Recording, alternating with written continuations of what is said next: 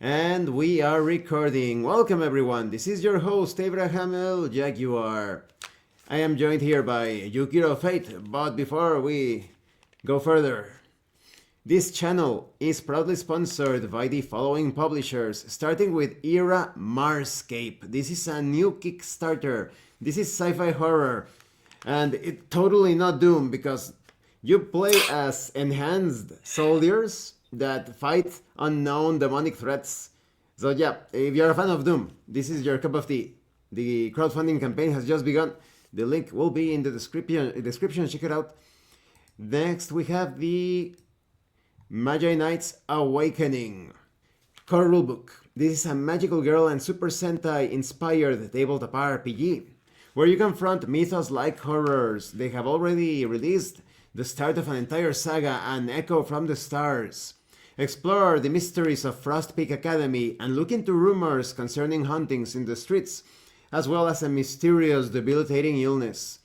Then we have Dead Tree Studios, publishers and developers of Dames of Asstoria, a tabletop role-playing game where you play as monster girls experiencing high adventure in a world that doesn't fully accept them. They have also released the Pay What You Want tabletop RPG Daughters of Lamb, where you get to play as cybernetic nuns with guns looking for the missing pieces of their AI god. Next we have the Red Room Publishing. Please check out their store for exclusive tabletop RPG products. And check out their sword and sorcery game, Savage Swords. It has received a complete makeover. All of the AI assets have been replaced with handcrafted illustrations, layout, everything. All of the links to these amazing publishers will be in the description and in the pinned comment as well. So yes, today we are continuing the Machine Gods of the Noxian Expanse campaign. We've been doing pretty good. We have been surviving and we have obtained some valuable clues as to what is about to happen. Now, Yep. before we go further into the session, Yukiro, do you have some thoughts about the entire thing? I think I need to go hit things. But no, I don't have any questions or anything. I think we're getting used to it now. A not so healthy Wasteland Explorer. I'm pretty abysmal when it comes to stats, but I do have my magical relic, or rather, it's kind of like a technological device, but I think it's magical. And Yukiro, she is playing a bit like a barbarian woman, so she's there Yeah. to crush things, ask questions later. Yeah. And so it begins. As Aldred, I step outside of the skyscraper, noticing that Yukiro is near me, and I speak. We definitely need to find a settlement to perhaps find out more information about the murals that we saw inside. I am very worried about what was revealed through those abstract images.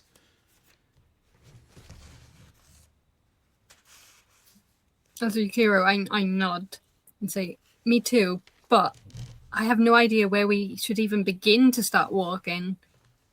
I'm not familiar with this area at all. Yes, the Noxian Expanse has devoured many travelers, but if we can see in the north, that could be a possible area of exploration. There is a canyon, but to the east there are more skyscraper ruins. I would definitely think that we should avoid the skyscraper ruins because we have enough information to find out more things in a settlement. In the south, there is nothing at all. We could perhaps just wander around and see if we can find something there. But if you take a look to the west, Aldred points to the west, there are some hills over there. Any of those areas could perhaps reveal other zones for potential exploration.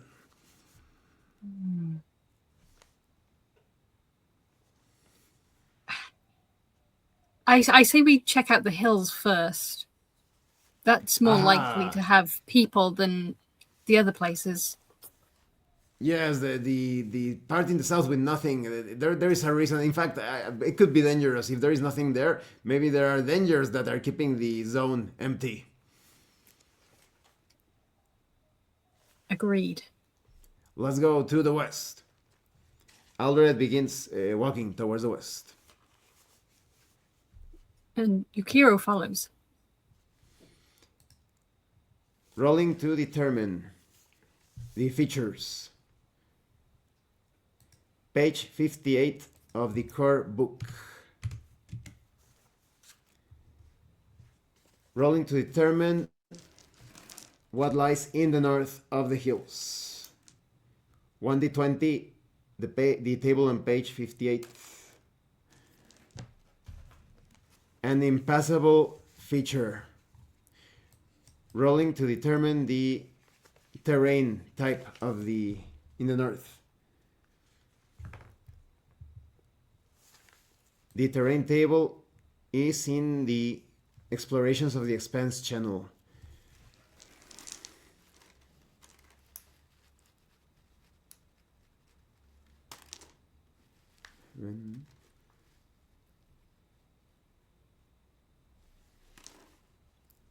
D10 and a D20.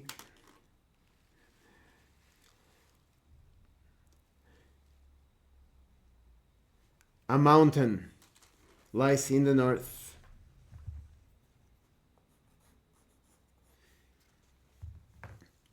As I step into the hill-covered area, I point to the north. Looks like we have a mountain taller than these hills in the north. Rolling to determine the feature on the west.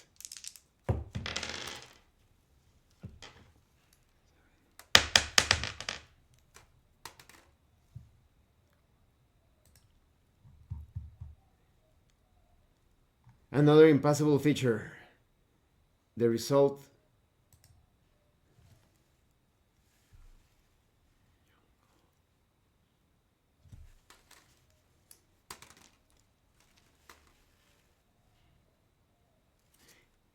A jungle lies to the west. And look, that area is filled with strange trees. Rolling to determine the feature on the south.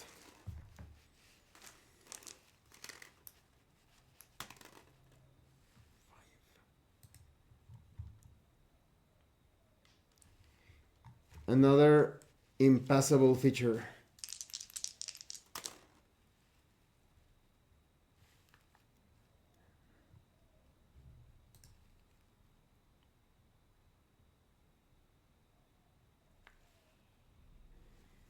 There is a large body of water just to the south, apparently a lake. As Aldred, I turn to look at Yukiro and speak. So we have mountains in the north, a strange jungle type of area to the west, and there is water, lots of water to the south. As Yukiro, I sigh. I guess there won't be any towns this way then. Doesn't look, unless we can like climb that mountain easily. But it looks rather big. Yes. As Aldred, I start pacing around, trying to sense the weather conditions. Rolling to determine the weather. Page 60.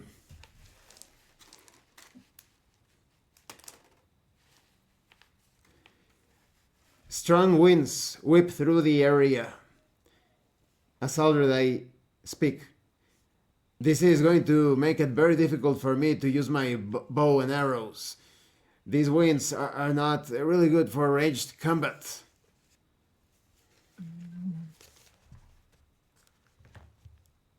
Agreed. Well, we could go back the other way and see if we can cross that canyon. We could, but let me take a closer look at these hills. I think we're already here. Wouldn't it be wise to walk around perhaps and see if we find something here? Your call, Aldred, I say as I shrug my shoulders. We could find food, I suppose. That is true. But after all, we do have the backpack, so if we have we find lots of animals to eat or whatever, plants, berries, we could just store them in your newly found backpack. As Aldred, I prepare my walking stick and begin pacing carefully around, looking for berries or animals to hunt.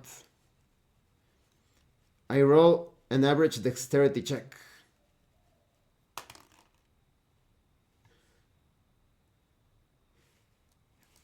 I cannot find anything.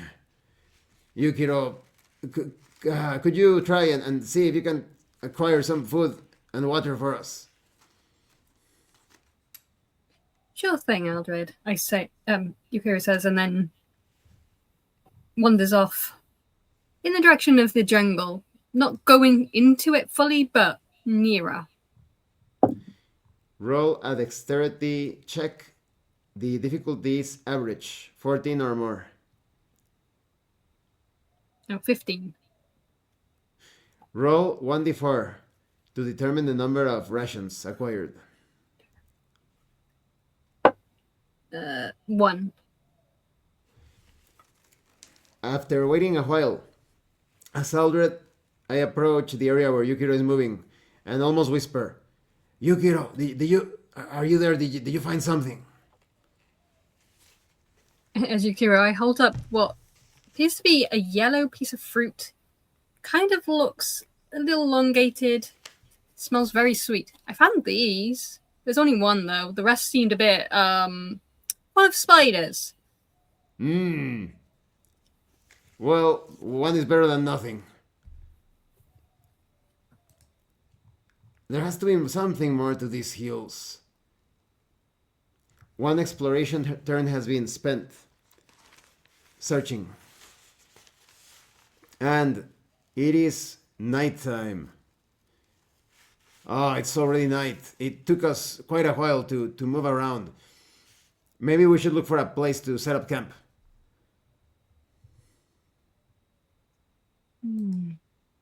As Yukiro, I look around for the safest spot to camp. Rolling for the exploration event on page 64. Yukiro, roll 1d20.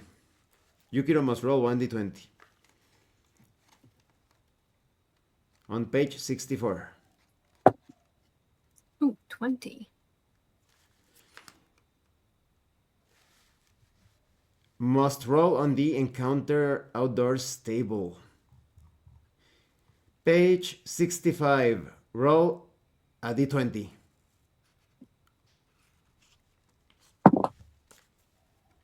$18. As Aldred follows Yukiro with the lamp on his right hand, the sound of a female but distorted voice is heard, echoing through the entire zone. The voice sounds very similar as something produced from the magical devices known as the old speakers, and a running, jolting, swaying from side to side female figure runs at Yukiro and Aldred.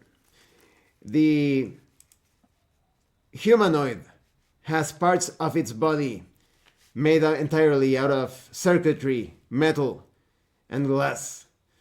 As Aldred, I yell, "Look out!" Roll to determine initiative. 1d20 plus your initiative value.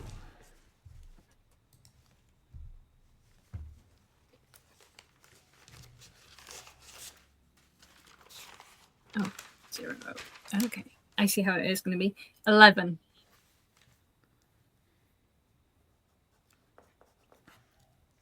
Determining the initiative value of the witch. Due to his fast reflexes and awareness of the incoming threat. Aldred takes his action first. I put the lamp on the ground, drop my walking stick, and pull out my bow and arrow. Now Yukiro can take action. I draw my sword and I prepare myself ready to slice at the creature as soon as it gets close. Rolling to determine the attack of the humanoid on the machine general chat channel.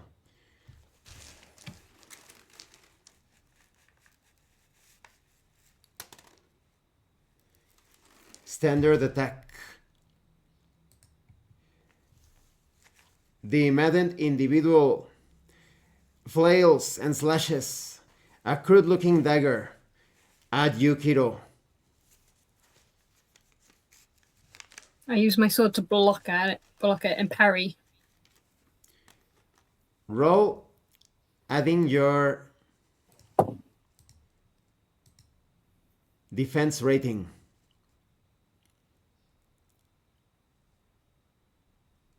Just to the right side of strength, defense rating. My total Total.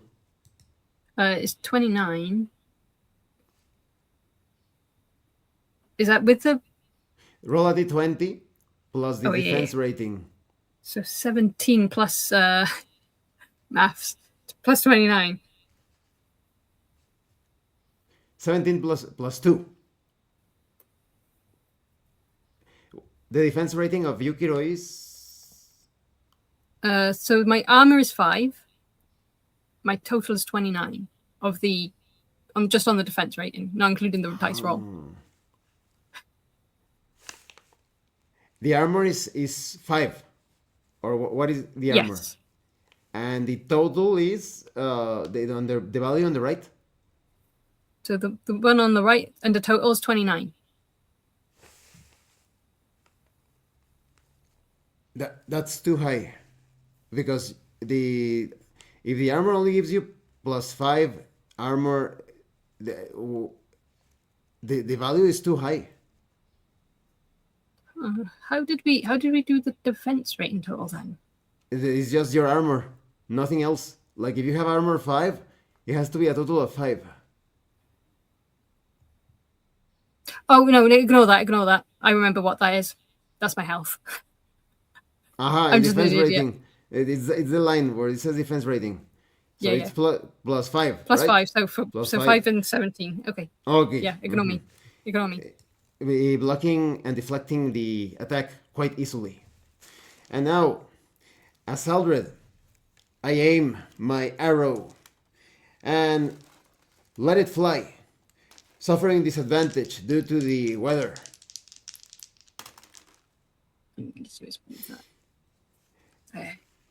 Missing completely due to the winds, and the arrow has struck Yukiro on the shoulder. Rolling damage.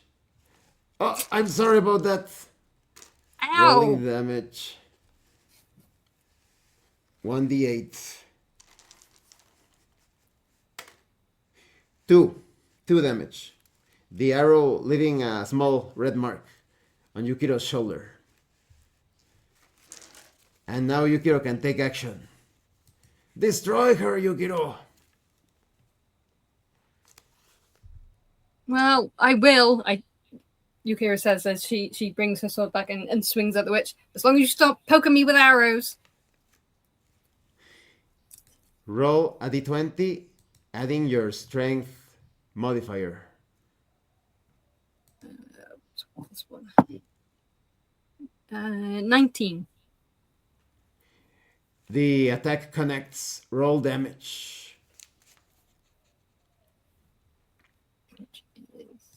A d12 for the sword, if I remember. Yes, d12.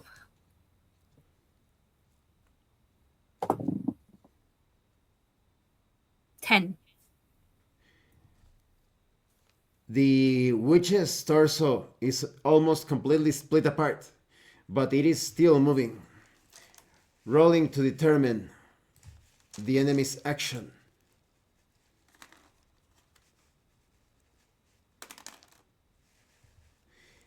The hag-looking creature begins running away. As Aldred, I say, "Oh no, you don't!"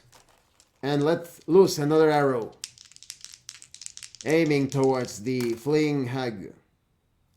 Missing her completely. Yukiro has one more chance to attack it before it runs away.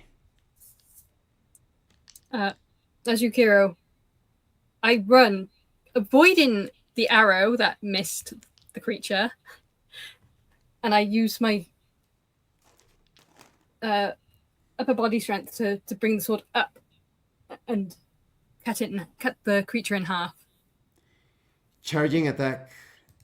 Roll a d20, add your strength bonus, plus checking the combat maneuvers.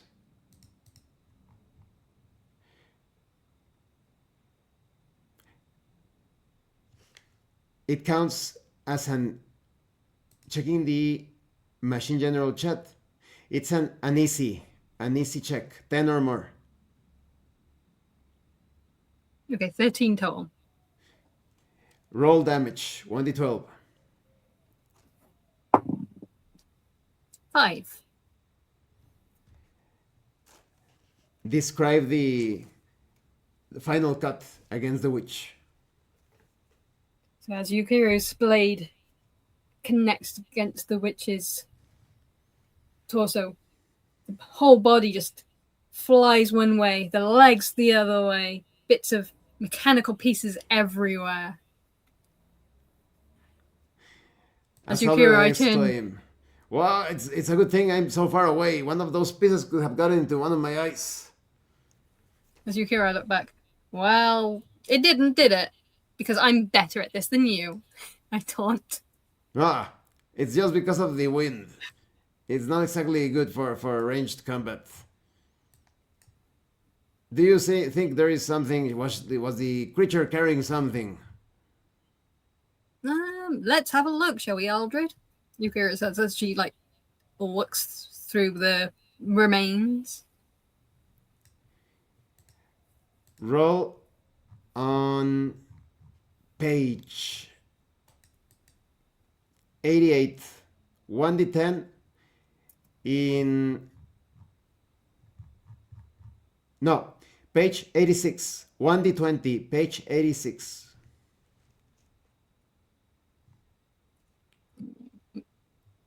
One d20. 15. Roll a 20-sided dice 4 times. Add the total. So 4 rolls. 6. 10. 16. 17. And 2. 23 and 2, 25. A total of 25 coins have been found. Did it have anything? Did it have something valuable? Perhaps loose coins, or are they perhaps in one of the cards given to us by our lords and deities? As Yukiro, I gather the coins and I walk over to Aldred and sort of hold up my hands and say, "Here you go. You're probably better at this with this than I am." Yes. I'll take good care of them. We're going to need this money for the city.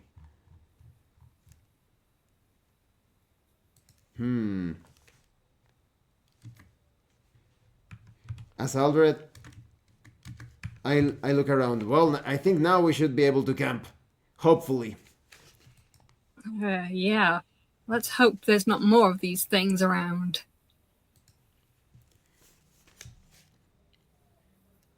As Aldred, I begin to prepare the bedroll, and as I do so, continue talking. And it's a good thing that we're going to rest because my medallion is out of charges. Otherwise, I would have employed it against the creature. Yeah. I think I could do with a rest as well, actually. As Yukiro, I lay out my bedroll. But I don't mind taking first watch if you're, still unsure of the area. Mm-hmm. Yes, I think we should take turns. You could start with the first turn in the night. But since we are close to these hills, hopefully they will provide some cover.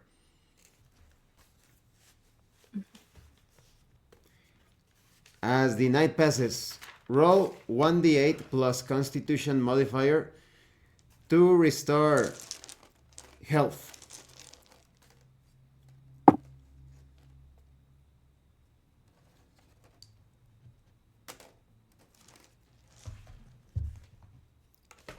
Six.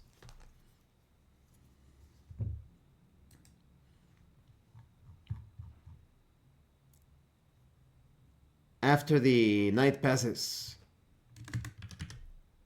and the morning has arrived, Albert speaks. We should eat something because we still need some more time for my medallion to recharge. One ration has been spent.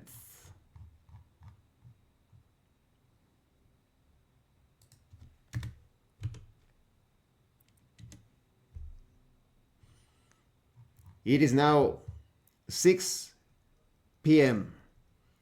The sun is about to disappear from the sky. As Albert speaks, well, we are ready. My medallion is charged. We should continue, but I think these hills won't be able to provide us with more answers. So now we are faced with that tough choice. Did you say mountains, jungle, or water? Where do you want to go? Well, we don't have a boat. That will make things difficult.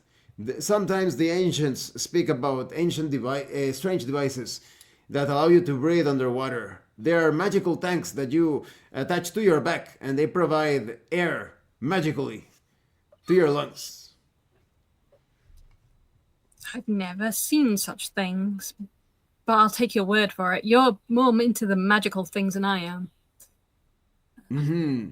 Whatever the case, I think avoiding the water is definitely a wise choice. So now we need to decide if we go into the mountains or the jungle. As Yukiro, I look up to see how high exactly the mountains go. Roll on exploring the Noxian Expanse, looking for the page number. Page 58. Roll a d20 on page 58. 20. An ancient ruin. Yukiro can see ruins near the top area of the mountain. To determine the height of the mountain, roll a d20 using the result as a baseline for how tall it is. 16. Describe the height of the mountain based on that roll.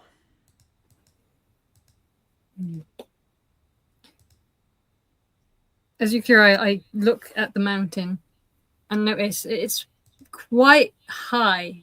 Not impossibly high, but it's going to take a good trek to get up to where the ruins are. Possibly a full 24 hours, maybe. I thought I was seeing things because I think I can notice some structure near the top. But those ruins, they could be dangerous just like the skyscraper, or I was wondering, could they actually be a settlement in the mountain? As Yukiro, I look to Aldred and say, your guess is as good as mine. It could be ruins, it could be a settlement. It's really far up. Mm-hmm. I don't think it's worth the climb. I think it would be dangerous. I think it's much better to go into the jungle area. But then again, jungles are well known for having predators. Well, Well, here's the cons of each predator's jungle. But we could find food. We'll have access to shelter under the trees. That's not really a con, but still. Mountain-wise, wind, exposure, cold once we get higher up. And falling from height. Yeah, falling. I say we go the jungle. At least we can fight off predators. And I don't think we are properly equipped for a climb. We have ropes and stuff, but nothing quite good for a climb. Yeah, something that will give us an advantage. So I think the jungle is a wise choice. As Aldred, I begin walking towards the jungle area. Let's go then, and now we have my amulet. I will use it wisely. As Yukiro, I follow along, still holding my sword out just in case there's more weird creatures that come at us. Rolling to determine the point of interest north of the jungle. As Yukiro and Aldred go into the jungle zone, they have a better view of what lies in the surrounding areas. On page 58, Yukiro must roll a d20. 12. Distinctive landmark. Must roll on the landmark table. Moving towards the landmark table. On page 62. On 62, roll a d100 to determine the landmark.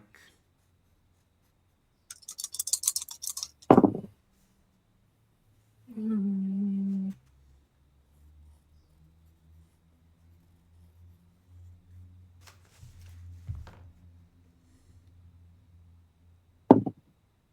54. Idle. Roll on the details table, moving towards the details table to determine the nature of the idol. Searching for the theme. It's exploring ruins section. Page 73. Roll a d100 in verb. 23. Climb. Climb. In the next table, 74. Roll a d100.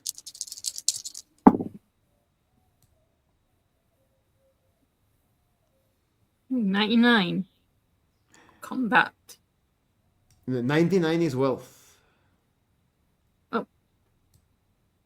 Oh, yeah, Wealth yeah, plus climb. Come up with an interpretation for the idol using climb and wealth. A huge idol is spotted in the north. Describe the appearance of the idol.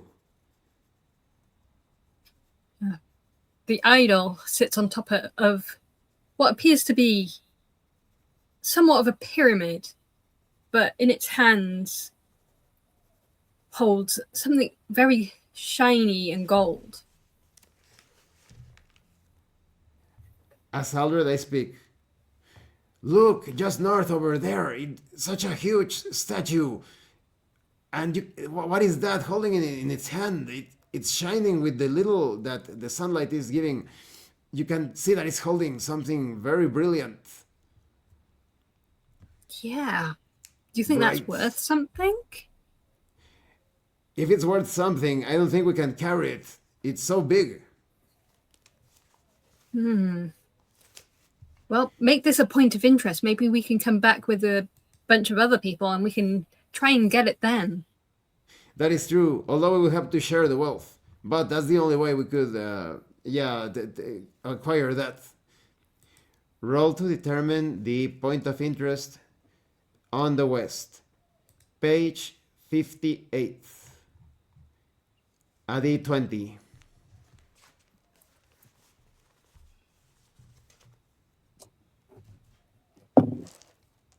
7. Impassable feature. Roll to determine the impassable feature. Page 62.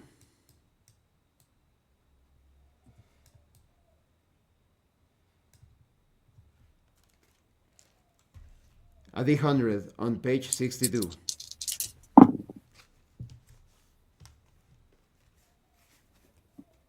49. Altar. On the next page, 63. Roll to determine the description of the altar. 88. Hollow altar. Describe the hollow altar based on that interpretation, on the words.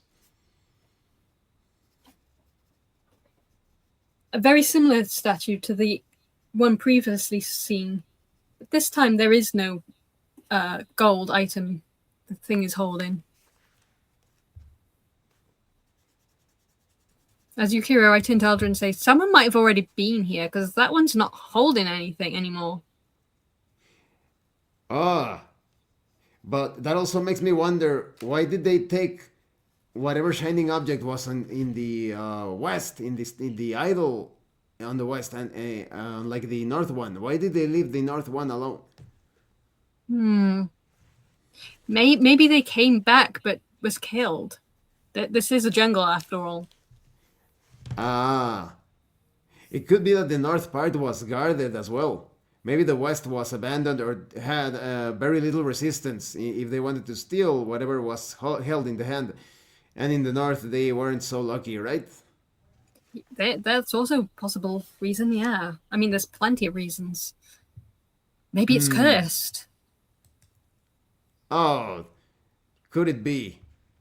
Well, considering our deities are so powerful, it is not too far-fetched to think that there are also other entities that are able to curse people. Roll on page 58, a d20, to determine the point of interest in the south. 2. In the south, Yukiro can see nothing at all.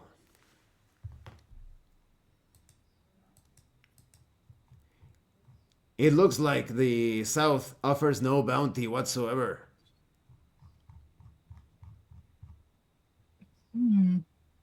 Curiouser and curiouser. Roll on page 60 to determine the weather condition in the jungle. D20, page 60.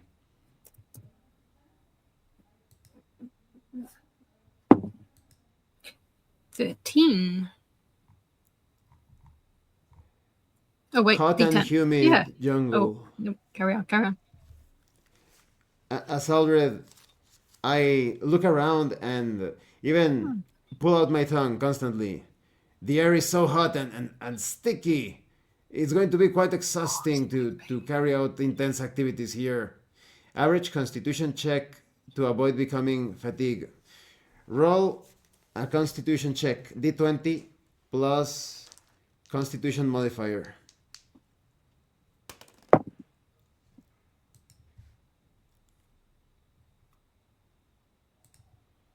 Average difficulty. The difficulty can be found in the machine general chat channel. 14 or more. 14 or more. Oh, I got 14. Yukiro is able to shrug off the hot and humid air, but Aldred falls down to one knee. Oh, and stands up immediately. Oh, my body is not used to this area. These bones of mine are not exactly the sturdiest. Are you feeling all right, Yukiro?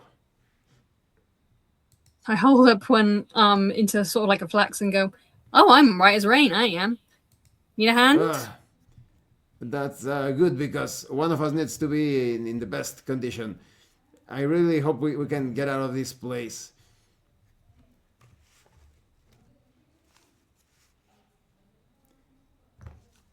Roll to determine the events, moving to the events section of the Exploring Expanse. For a moment, a sound is heard throughout the jungle. Roll a d20 on page 64.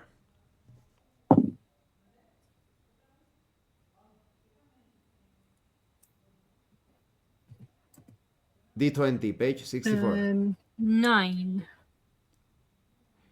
A hazard or obstacle in that same page. Roll a d8.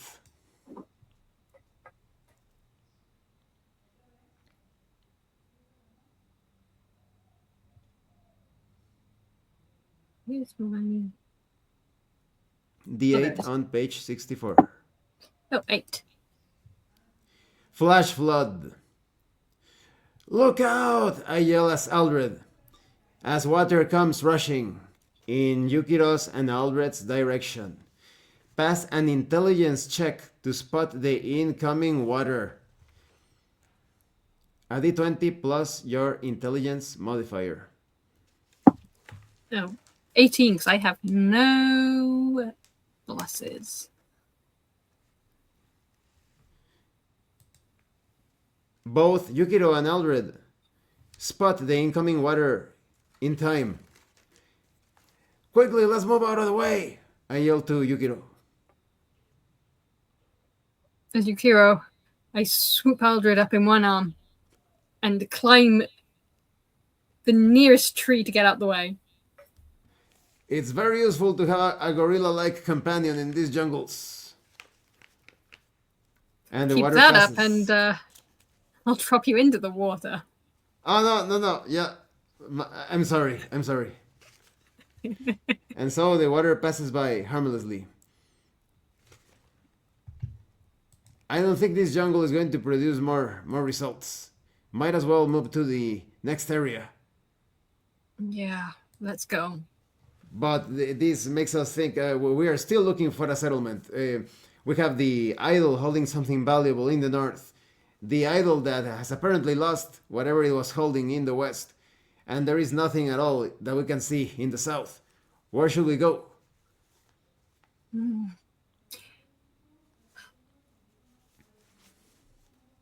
I mean, we could check out the idol, see if there's still people there. The idol with the holding the valuable thing, or on the west? Yes. As long as we don't touch nothing, we shouldn't cause an issue, right? Right? Yes, hopefully. I really hope so.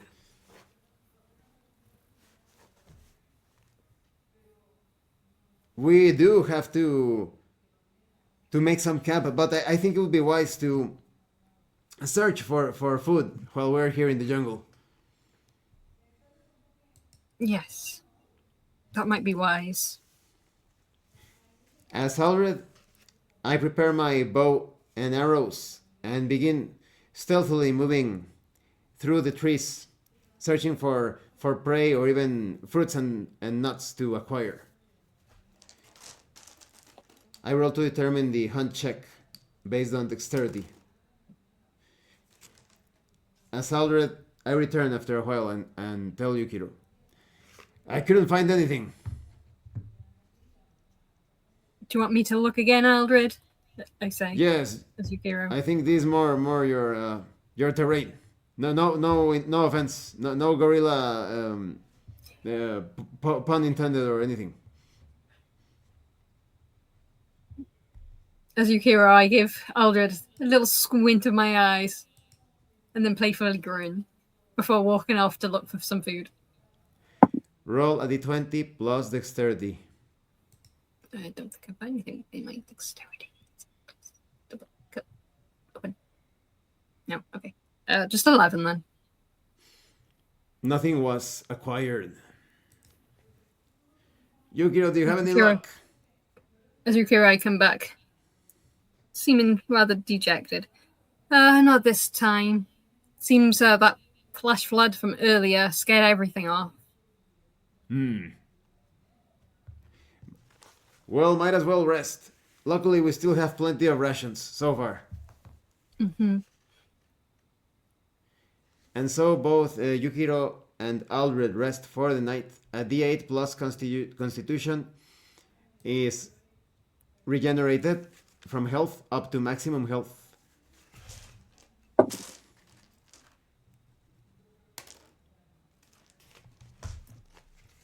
The next morning, as Aldred, I wake up and with a smile and stretching say, I feel fully healed.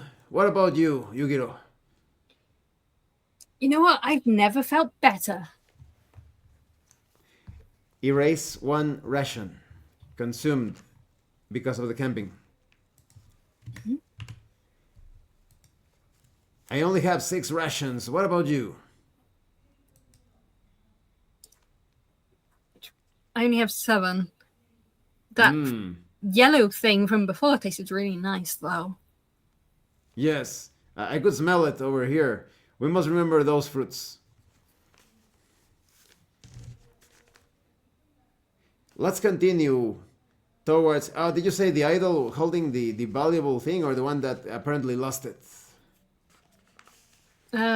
Well, let's go for the one that still has its item.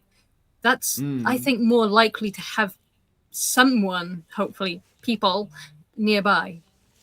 Yes, after all, we're not going to steal anything, at least yet. At least not yet. Steal? It's not steal if they give it to you willingly. Yes, you can be quite persuasive. After all, you're supposed to be like an oracle of sorts. Exactly. And I foresee them giving it to us.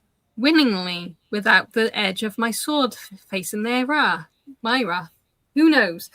Anyway. That is also a choice. As Yukiro and Aldred proceed towards the north, new features of the surrounding area can be seen. Rolling to determine the features on the north. Page 58. Rolling D20.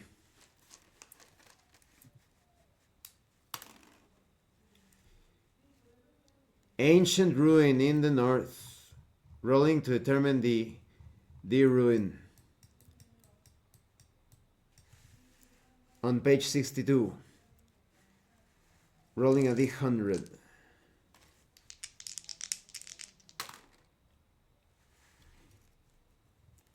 Just north of the area with the statue, there is another statue. Rolling to determine, on page 63, the descriptor.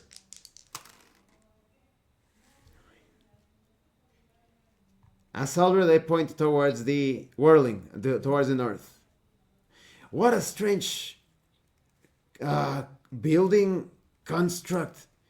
It looks like some sort of humanoid with discs coming out of its body. Some sort of saw or blade. Has several of them, at least 5. Just north from here. It is just as big as the idol, although this one is not holding anything in its hand. Look, as Aldred pointed towards the north. As Yukiro, I look and turn to Aldred. Well, it's not people, which is a disappointment, but what is this place? It's nothing I've ever seen. We have yet to fully explore it. Maybe there are still people around. I roll to determine the feature on the west. On page 58. A D20.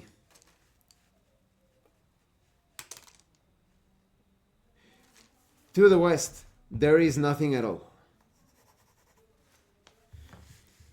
Rolling to determine the weather. As Aldred explains to Yukiro, as Aldred explained to Yukiro that there is nothing on the west.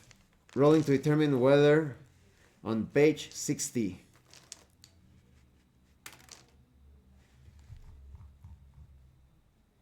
A heat wave covers the entire area. Inexplicably. Roll Constitution. D20 plus your constitution modifier to avoid becoming fatigued.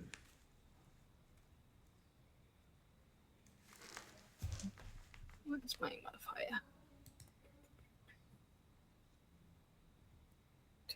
Constitution. 13. Checking the average result in the machine general channel, Yukiro is fatigued, and Aldred experiences even more hardship.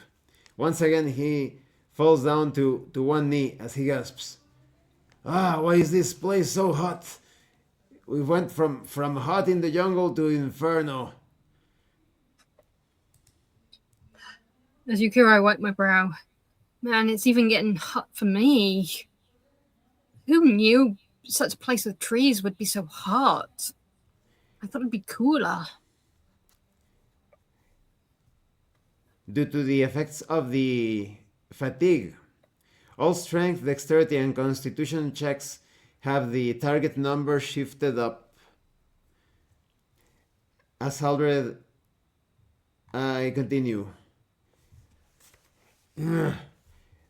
It will be very unfortunate, and I hope it is not, that something were to occur to us right now. We are not in the best of fighting conditions. As Yukiro, I turn to Aldred and say, you had to say something, didn't you? That means we're going to get something happen. Ugh. Nothing had better happen. I will curse your name, Aldred, if anything happens.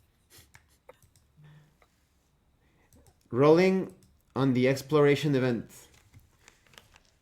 Page 64. A D20. The entire area is quiet. Not a single sound. As Aldred, I speak. Well, look, it's... there's no sound. I think we are safe here. But I don't think it's wise to continue being fatigued. We don't even have a chance to acquire food. I think we should make camp. Yeah. Let's see if we can find a cooler place to camp, though.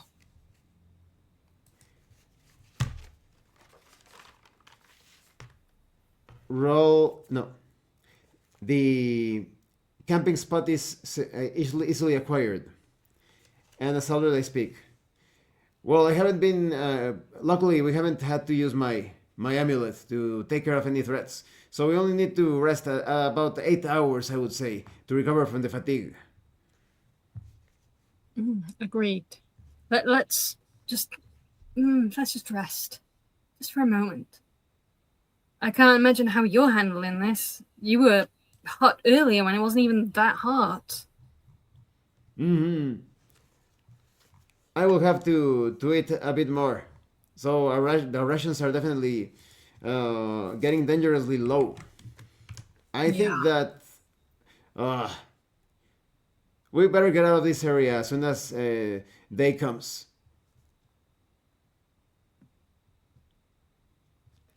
As the night proceeds, Yukiro spends 1 ration.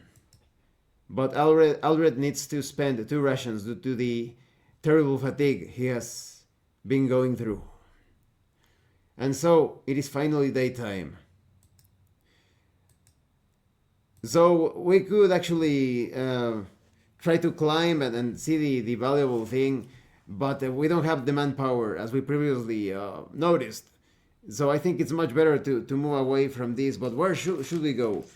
There is nothing in the west, and to the north there is that strange statue or structure of a humanoid with its body completely pierced by some sort of discs. Well, now I'm starting to realize why this place was ignored and abandoned. It's way too hot here. Oh, do we want to explore that thing, Aldred?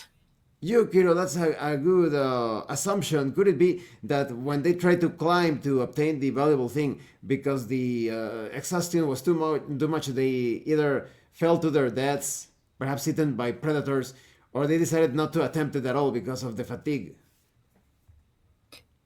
That seems much more likely than everything else now. Do we want to visit that place, though? It looks dangerous. And we're Yes, hot. those discs are very. Why would someone create such a statue? Maybe better to explore to the west where there is nothing. Nothing is, in this case, better than something. Agreed. And it might be cooler that way. Probably not, but, one can hope. Yes. And so Aldred and Yukiro proceed towards the west. On page 58, roll a d20 to determine the point of interest in the north.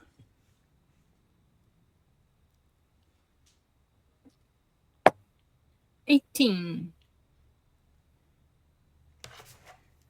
More ruins can be seen in the north.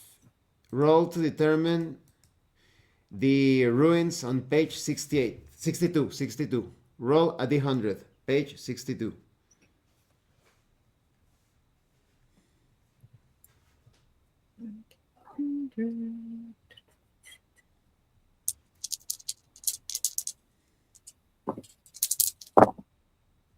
$81. Pyramid. On page 63, roll the descriptor of the pyramid.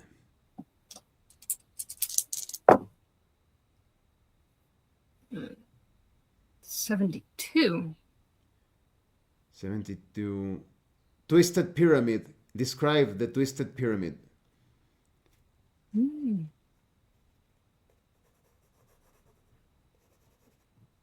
Unlike the previous pyramids that Aldred and Yukiro have seen, this one seems more like the stairs go around in a circle in a twisted fashion. But there's no statue or anything on top that they can see. As Aldred I speak.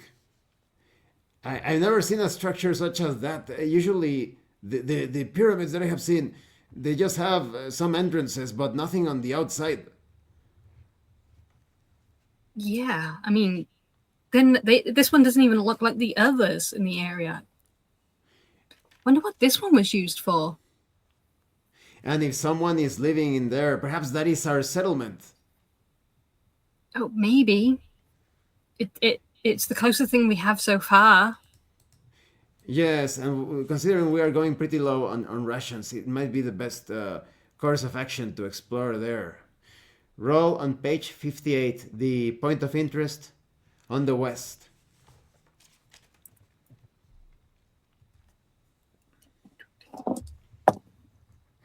$16.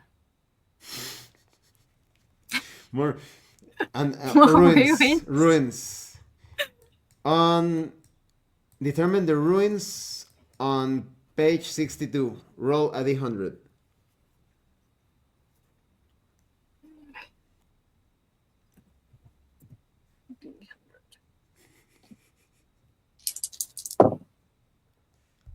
$33.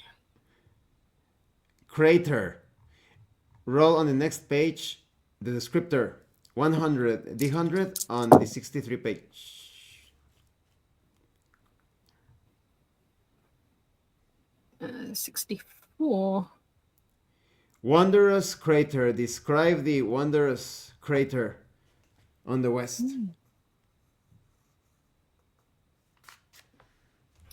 As Yukiro and Aldred look to the west, huge crater engulfs most of the area.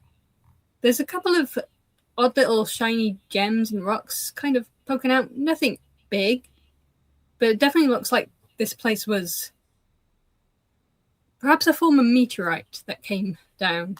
Not that they would know that, but As already I speak. Those formations, I wonder if they are dangerous. I've heard tales of crystals that resonate with hazardous vibrations to the body and the soul. Well, let's avoid it then if it's dangerous. I don't want anything dangerous in this heat. Roll to determine the weather condition in the current area. On page 61. No, 60, in page 60, a D100. Oops.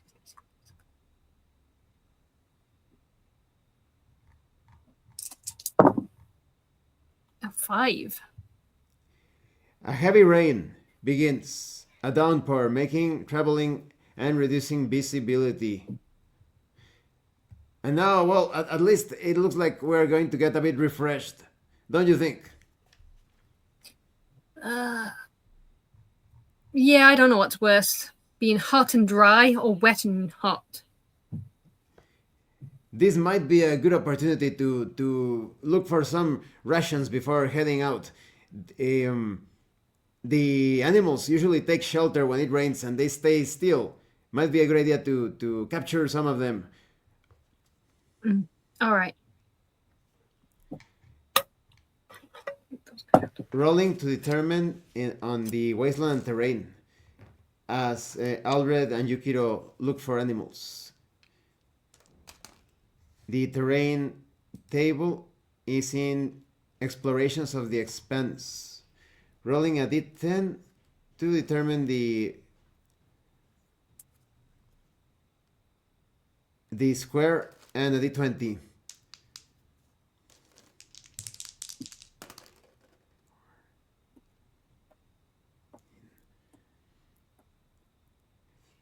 The area is covered in thickets. The vegetation is almost similar to the jungle. Roll and add your dexterity to see if rations were acquired. As Alred, I yell with excitement. Look, look, I found some rabbits. Managed to hunt them down. He shows 2 rabbits at Yukiro. I rolled 20. It's not 20, 17. Roll a d4 to determine the number of rations acquired and describe the rations.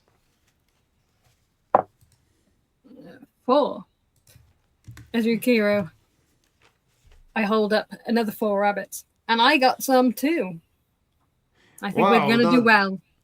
Double of what I found. That is impressive. Rolling to determine the event in the area. On page 64. Rolling a d20. And nothing occurs. Now, before we proceed to the next area, but we definitely need to camp first. Do you think we should go to the pyramid with the strange spiraling staircase on the outside? Or should we go to the west? There was nothing in the west, correct? Or what was it? As Alred I speak, as I look around.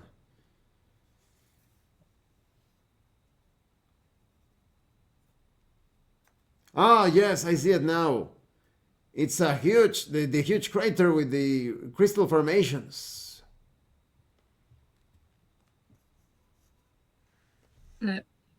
As Aldred speaks, Yukiro is already walking towards the strange spiral pyramid. Well, I guess we should go there.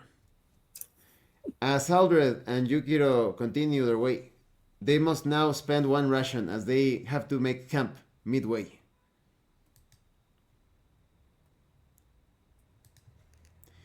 It's a good thing we cut those rabbits. Agreed. And the rain provided us with plenty of water. Yeah. We're not going to go hungry or thirsty in this place. At least there's that. That's the payoff, I suppose. And so Yukiro and Aldred finally arrive, standing before the strange-looking pyramid with the spiral staircase just outside. As Alred, I look around, trying to figure out the general topography, the geography, vegetation, and characteristics. Rolling a d20 on the wasteland terrain table and the explorations of the Expanse channel, the previous area was had thicket.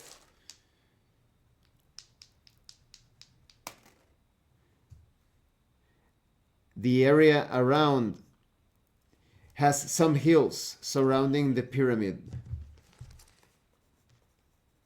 As Aldred looks at the entrance, squinting his eyes, trying to see through the darkness of the entrance leading into the pyramid. And the session ends. I think this is a good cliffhanger to end the session. Yeah. Yeah, good cliffhanger. This time we only ran into the crazy witch, right? But apart from those enemies, we didn't spot too many enemies in our journeys. Yeah, that was very lucky. I think it's a bit more complex to generate the outside areas as opposed to the ruins, because in the ruins it's already confined, so it's easier to figure out, like there is this furniture inside or this structure, there is a hole in the room. But when it comes to the outdoor explorations, I think it requires a lot more creativity because of all of the possibilities. Yeah, all the possibilities. Yeah, it's not as easy. I also would recommend, Yukiro, when you are a game master, or also for this session, that when you describe things, don't handle it as a conversation. Don't say something like, it kind of looks like, like one of those things. Have you seen them? Because that way you break the... Because it feels like you're having a conversation with me. But when you go into full description mode, it's more magical, more enchanting, because you're just describing things. You're like the voice inside of the head of the player. But yeah, I think it was... I like how details of the game world were revealed. Quite fascinating. We saw the idol holding something valuable, and the crater is also very mysterious. That has some weird jewels or crystals. Yeah, but it's very. Yeah, go ahead. Yeah, trying to think of things that would go well with where we are and the descriptions. It's entertaining. And that's what being a game master is all about, because you always have to improvise when the players go completely off course. Even you can plan as much as you want, and the players are always going to go into the areas where you don't expect them to go, and you have to improvise immediately. Yeah, or they kidnap people they shouldn't be kidnapping, and then you have to figure out a way around that. We may or may not have done that. I didn't do that. Just my party. I see. Another thing, that a situation that's also quite how you say, like a point of confrontation, perhaps in the group of adventurers, is the goblin slayer type of thing, where you find, like, if you find children, goblin or orc children, but you're in a setting where they are evil, would you unalive them? That always gets the party like, oh, shall we do it? If we eliminate them now, we're protecting the countryside. No, but they're just children. Maybe they will turn up good. And no, the orcs are bad. They are always bad. So yeah. Well, there was one point in our D&D campaign where we were in the mines, and we came across a bunch of kobolds. So normally we would all be like, oh, they're just kobolds, they're basically just vermin. But we've been traveling with the kobold from the start. So we're just like, but the kobold and kobolds, we can't possibly kill them all unless they're hostile. And the one that came to speak to us was so scared, bless it. He was the only survivor. Because our druid friend decided he was going to turn into a dinosaur and eat the rest. Yeah, we're a party of choices.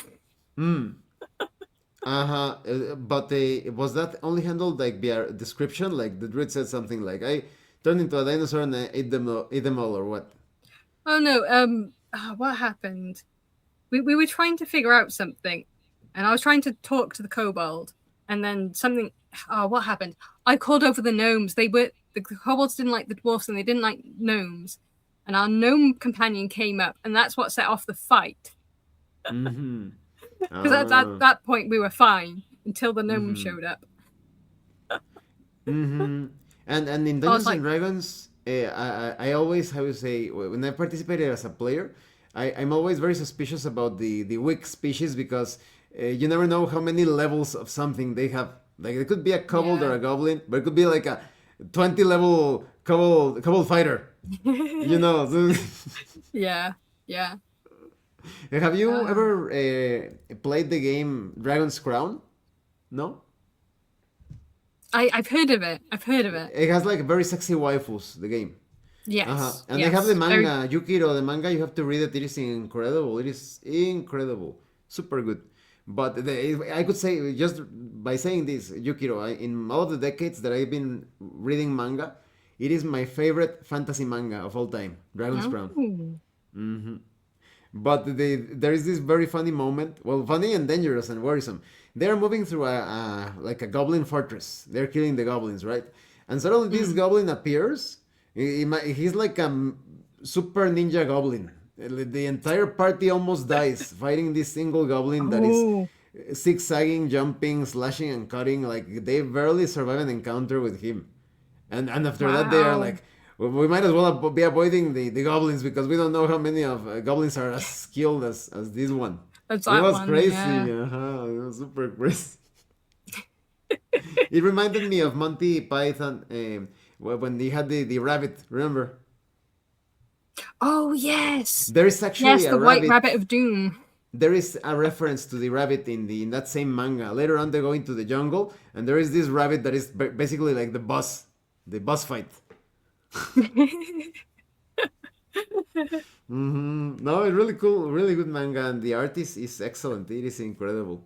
But thank you everybody for watching our actual play. Yukiro, do you have some thoughts before we end this session? Yeah, I can't wait to play again. It's very fun, and like I said, I really feel like we are traveling. I feel very enchanted. Like, oh, look Yeah. at this. Ah, It's really funny how we keep coming across runes though. you keep rolling 16. I was like, what runes again? I was like, 16. okay, when you were rolling for it, I was like, okay, we've got to get something other than ruins now. And you rolled ruins as well. I was like, oh, okay, here we go. Oh, that's true. We both rolled them. Well, I I was did like, roll, okay. roll the body of water. Well, we got the Yeah, water. yeah, you did. Yeah, We you did got get nothing. one. And nothing. It's because the settlement requires a roll of 3 or 4, if I Yeah, remember. yeah. I'm not usually that lucky. Well, lucky in this case to roll that low. I always get mid rolls, always. The odd time I may get a 20 or a 1, but usually it's midish, and I'm just like, okay. We're just gonna have ruins for days. Ruins for days. But I think it is wise to go into the pyramid because it doesn't mean like everybody's going to be hostile. There is a small No, chance. There's there's a small someone. chance. Uh-huh. There might be someone. Hopefully.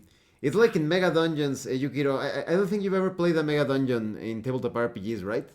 No. No. Mega Dungeons, they are like that. Like, we're talking like 20 levels of dungeons, right? And every now and then you find like a dungeon level that is non-hostile. So hopefully we'll find something like that in the pyramid. Like, oh, we Yeah, are the happy gnomes living in the dungeon. Do you want to trade or commerce or whatever? So hopefully we'll find something like that. And they will not jib us all the way home. Except they're not like the barony gnomes, exactly. Not like those. So thank you everybody for watching this actual play. Don't forget to check out Yukiro's channel. The link is going to be in the description. And thank you so much to those of you that are going the extra mile to support the channel. If anyone else wishes to further support the channel, consider joining as a member using the super thanks button. Like, subscribe, take a look at the information in the description and in the pinned comment. This has been your host, Abraham L. Jaguar, a professional game master, and remember, master roleplay and you will master the game. Once again, thank you. I'm stopping the recording in 10 seconds.